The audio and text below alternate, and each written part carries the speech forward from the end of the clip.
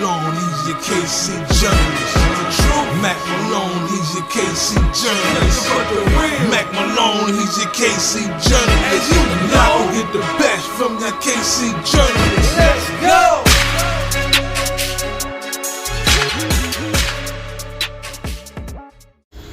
Yo, what's the deal, everybody? This your boy Mack Malone, the KC journalist, and today we are talking about the disappearance of Crystal Kipper.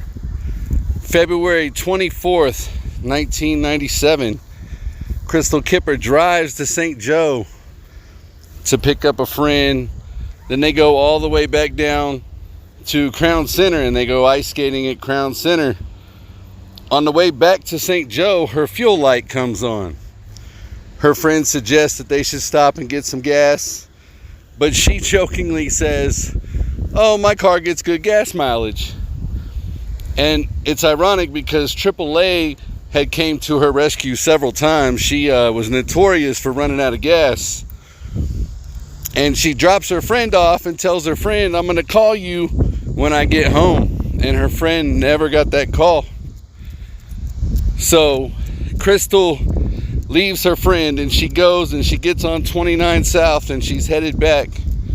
She's just north of Platte City, heading south, and the gas runs out. Now keep in mind, back then there was no cell phones, there was barely beepers. So here she is at 2:30 a.m. in the morning on the side of the road, and there's no contact with nobody. A truck driver is driving by and he sees her. He sees her waving, but he sees a car pull up behind her. So he told police that he thought she got help, so he kept on going. So that guy that pulled up behind her is John Williams. John Williams got a long sexual predator rap sheet. Been arrested several times, counts of sexual assault, sodomy. Now, I've heard people say she was an exotic dancer. I wasn't able to confirm that. I've had people say she was. I've had people close to her say she wasn't. But the story that's out there is she recognizes this guy because he had came into the club.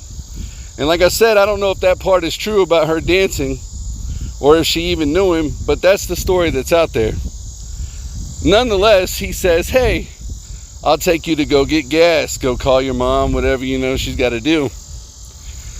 She gets in the car and they leave. It's at junction 371 and 29 South. They leave. So the evidence that police found as far as the truck and everything goes, the next morning John Williams takes and he gets his windshield repaired because according to the evidence, you know, he drives her off, pulls over somewhere, struggle ensues. He maybe locked her in the truck and she tries to kick the windshield out and she breaks the windshield. He gets mad. The police, the records that I seen said that there was no blood on the clothing, but the clothing was ripped in a manner that she was sexually assaulted, which suggests that he strangled her. And so that's the story. I mean, nobody really knows what really happened. But nonetheless, so fast forward about 2 years later, Mr. John Williams is feeling good because he ain't even a suspect yet. So he grabs another woman and tries to do the same to her. This woman escapes. She tells the cops.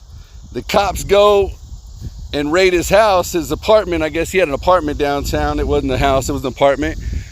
And they find Crystal Kipper's paychecks and her IDs and her sweater that had been ripped and God knows what else was on it. This was before DNA and everything else. So he tells the cops, he says, "Yes, I killed her. I accidentally hit her. And I freaked out and I buried her." And the cops said, "Well, if that's really what happened, you know, show us where the body is. We'll confirm it."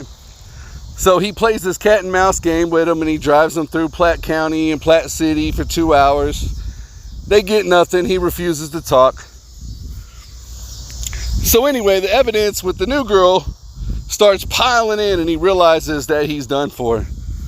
He never reveals where Crystal is or even what happened, even though he was pretty adamant about nobody finding the body. And there was rumors that he fed her to a pig. There's rumors that he put her through a wood chipper. God knows, there, you know, he could have buried her deep enough to where the animals couldn't smell her and dig her up. But here we are 26 years later and nobody knows what happened to her. This girl was 18, went to North Kansas City High School. She was a cheerleader. She worked at the Tippins on North Oak, used to be on North Oak.